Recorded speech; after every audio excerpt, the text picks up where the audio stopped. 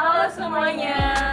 Kami dari kelompok 2, kita akan mendiskusikan dari mata kuliah Psikologi Komunikasi yang membahas terkait karakteristik manusia komunikasi. Sebelumnya perkenalkan, saya Pauline Setiasari dan tentu saya tidak sendiri, saya bersama rekan-rekan saya. Mungkin bisa perkenalan dulu. Saya Elizabeth Daya. Saya Putri Minggulan. Saya Raffi Dwi. Oke, kita akan membahas tentang karakteristik manusia komunikan. Tungguin terus ya. Bye-bye. Karakteristik manusia komunikan yang bisa kita tinjau dari kata karakteristik itu adalah sebuah karakter, ciri-ciri ataupun sifat yang dimiliki oleh seorang komunikan, orang yang menerima pesan.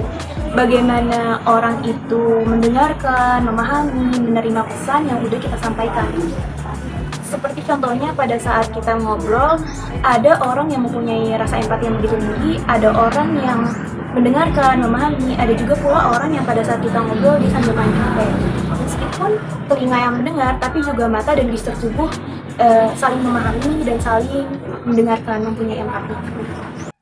Halo, di sini saya akan menjelaskan mengenai konsep psikologi tentang manusia. Yang pertama yaitu konsepsi manusia dalam psikoanalisis.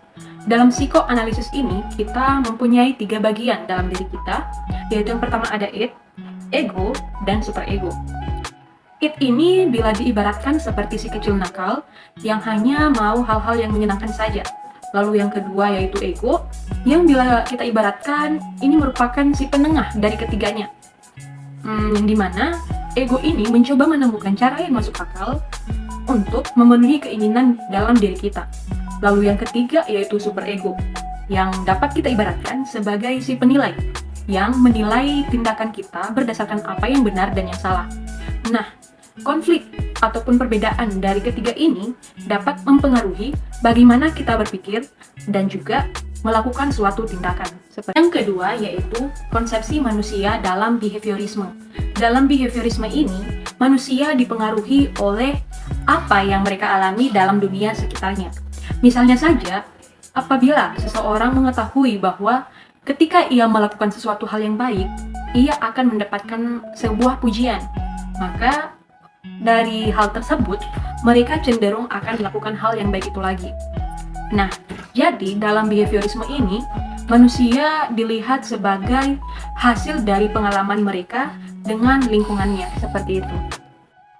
Yang ketiga yaitu konsepsi manusia dalam psikologi kognitif. Psikologi kognitif adalah tentang cara pikiran kita bekerja seperti sebuah komputer, yang dimana ketika kita mendengarkan, melihat ataupun memikirkan sesuatu, maka otak kita akan bekerja untuk memahami dan menyimpan konsep dan menyimpan informasi tersebut. Nah, misalnya saja contohnya ketika kita mencoba belajar sesuatu seperti berhitung, maka otak kita akan bekerja untuk memahami konsep cara berhitung tersebut, seperti itu. Yang keempat yaitu konsepsi manusia dalam psikologi humanistik. Psikologi humanistik ini adalah semacam pandangan bahwa setiap orang punya keinginan untuk jadi yang terbaik dari dirinya sendiri. Nah, dalam hal ini, kita punya kebebasan untuk memilih dan bertanggung jawab atas hidup kita. Dengan demikian, berdasarkan 4 konsep psikologi tentang manusia tadi, konsep psikologi manusia mencakup pemahaman yang luas, mulai dari interaksi psikis dalam diri kita sendiri, lalu pengaruh lingkungan, dan proses kognitif dalam diri kita masing-masing. Faktor-faktor personal yang mempengaruhi perilaku manusia. Secara garis besar, ada 2 faktor personal yang mempengaruhi perilaku manusia, yaitu faktor biologis dan juga faktor sosio-psikologis. Yang pertama, faktor biologis. Manusia adalah makhluk biologis yang tidak berbeda dengan hewan. Misalnya ia lapar kalau tidak makan selama 20 jam. Kucing pun demikian. Manusia memerlukan lawan jenis untuk kegiatan reproduktifnya. Sapi pun juga begitu. Faktor biologis terlibat dalam seluruh kegiatan manusia dan juga bersatu dengan faktor sosio-psikologis. Bahwa warisan biologis manusia menentukan perilakunya. Dapat dilacak sampai struktur DNA yang menyimpan seluruh memori warisan biologis yang diterima dari kedua orang tuanya. Sedemikian besarnya pengaruh warisan biologis ini sampai muncul aliran baru yang memandang segala kegiatan manusia, termasuk agama, kebudayaan, dan moral, yang bersumber dari struktur biologinya. Aliran ini dinamakan sebagai sosiobiologi. Menurut Wilson, perilaku sosial manusia dibimbing oleh aturan-aturan yang sudah diprogram secara genetis dalam jiwa manusia. Program ini disebut epigenetic rules, yang mengatur perilaku manusia seperti kecenderungan menghindari inces, kemampuan memahami ekspresi wajah, sampai kepada persaingan politik sebagai contohnya. Meskipun pemikiran bahwa sosiobiologi sebagai determinisme biologis dalam kehidupan sosial, kenyataannya menunjukkan bahwa struktur biologis manusia seperti genetika, sistem syaraf, dan sistem hormonal sangat mempengaruhi perilaku manusia. Struktur biologis manusia seperti genetika, sistem syaraf, dan sistem hormonal sangat berpengaruh terhadap perilaku manusia.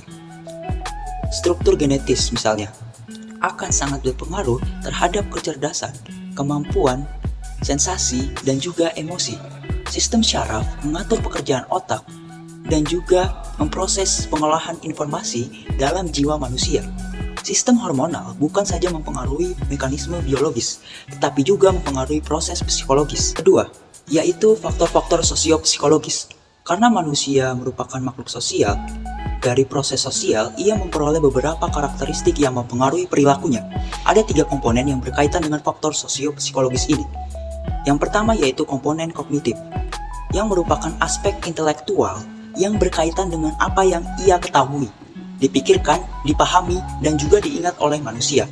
Komponen afektif merupakan aspek emosional yang berkaitan dengan faktor sosiopsikologis, seperti senang, marah, benci, setuju, dendam, kecewa, dan sebagainya.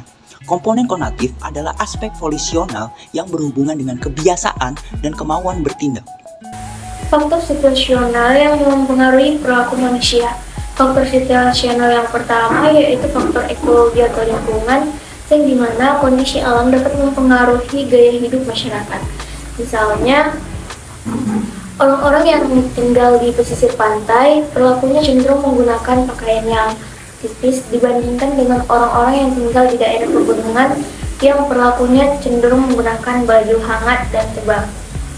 Faktor situasional yang kedua yaitu rancangan dan arsitektur. Tata letak dan desain ruang juga dapat mempengaruhi perilaku seseorang. Misalnya, seseorang akan cenderung lebih sopan dan menjaga perilakunya di tempat seperti gedung mewah dibandingkan saat berada di rumahnya sendiri. Faktor selanjutnya yaitu waktu atau temporal. Waktu juga mempengaruhi bioritme manusia.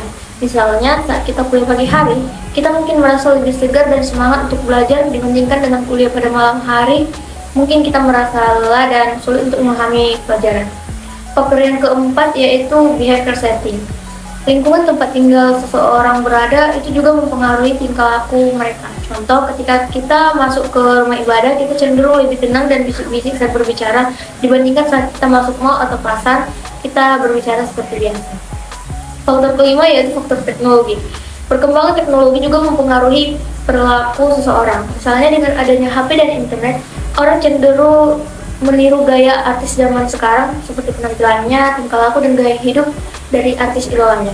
Dan faktor terakhir yaitu faktor sosial, di mana lingkungan sosial juga memainkan peran penting dalam membentuk perilaku manusia, seperti keluarga, teman sebaya, dan budaya juga dapat mempengaruhi cara seseorang bertindak dan berinteraksi dengan orang lain.